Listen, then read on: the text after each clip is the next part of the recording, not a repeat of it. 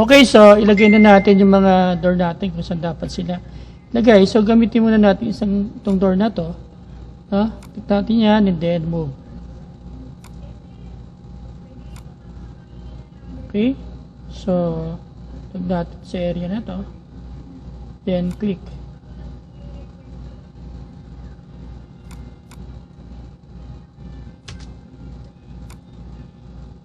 Rotate kaya natin. Yan. Then move.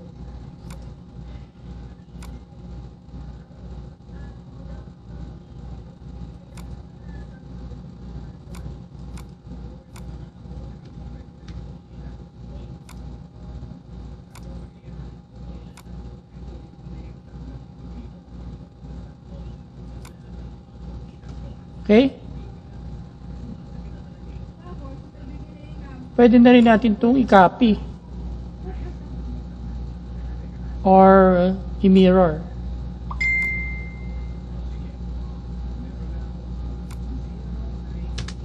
Tapos i-move.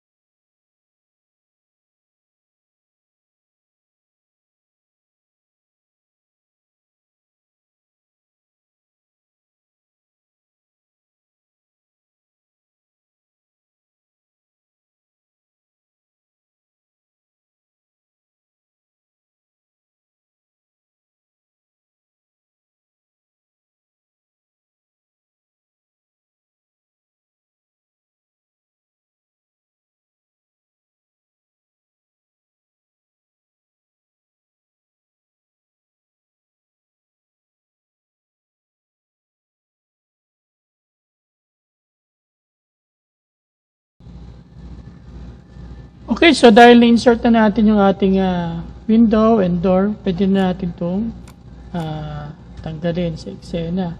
Okay, so this time mag-add tayo ng block sa ating floor plan. So iset muna natin yung ating layer into blocks. And then i-type natin yung add center para yung mga preloaded dito ng mga blocks ay gagamitin natin.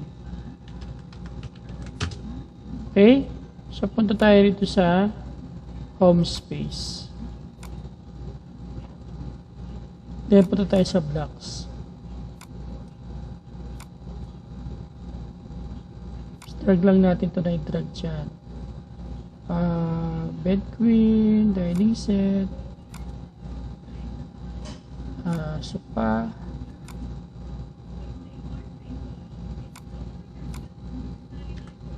sofa, round back. Yan. Then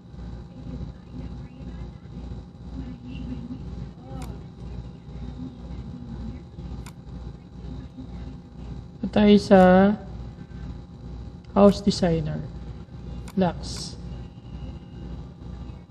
So natin yung pwede tayo maglagay ng bathtub, ating toilet, sink. Okay, tayo sa kitchen blocks, refrigerator, oven,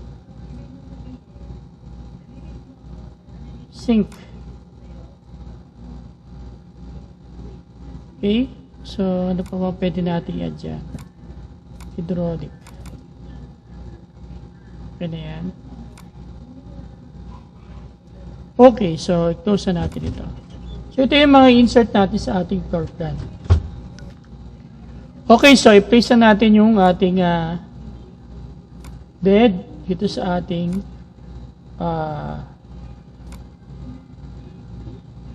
ito, dyan.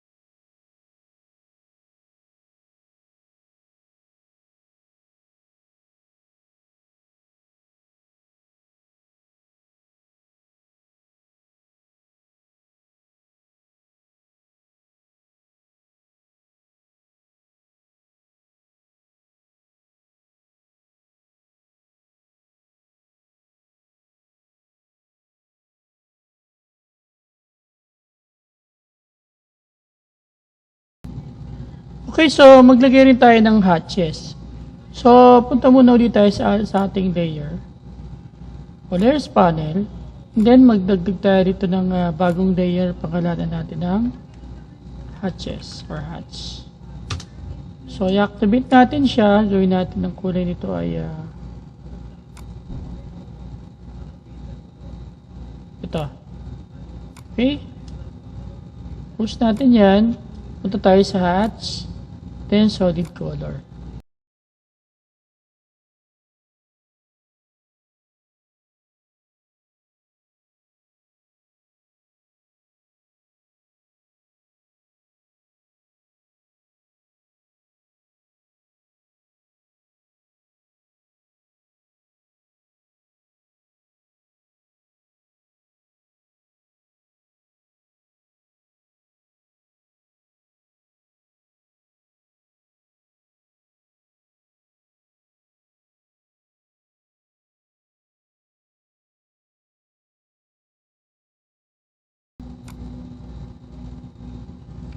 Okay, so medyo mukhang solid yung ating wall.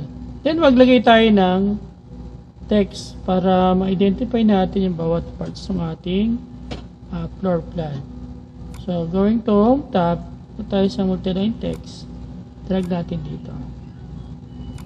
Then let us name it as bedroom 1.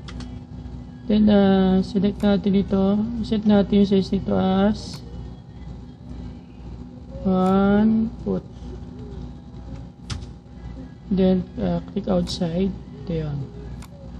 So, meron tayong bedroom 1. Then, copy natin ito.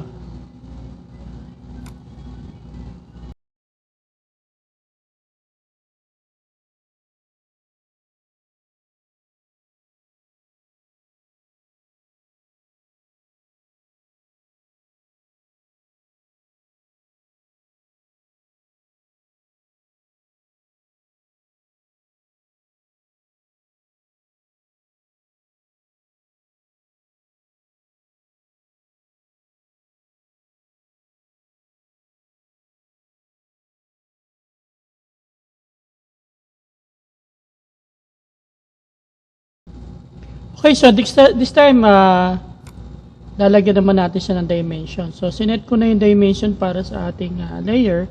And then, punta tayo dito sa annotation. Click natin itong dim 1. Then, mag-create na lang tayo ng bago. So, dim 2.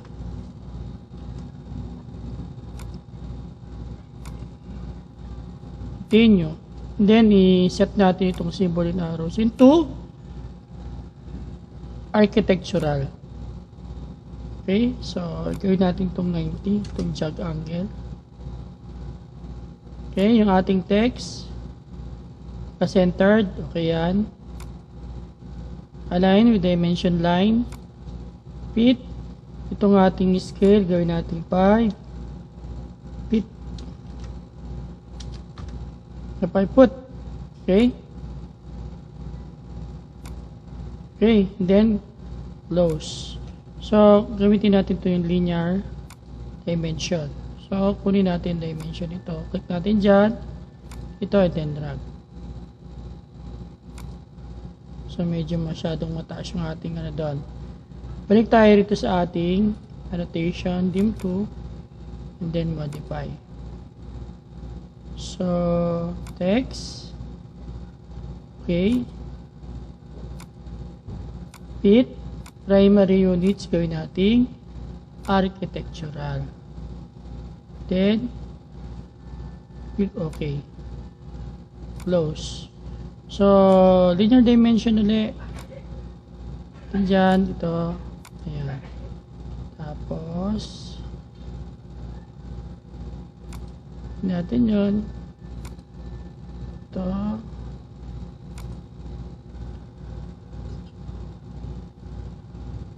Yan. Ito. Yan.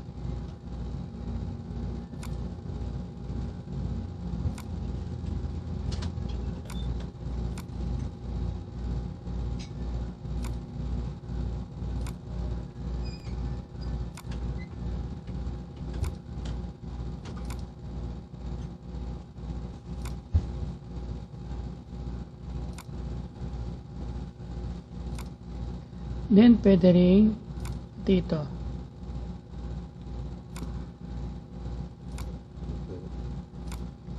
So, ayan.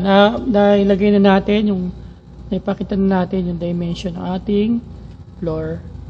So, ganun lang paggagawa ng ating simple floor plan.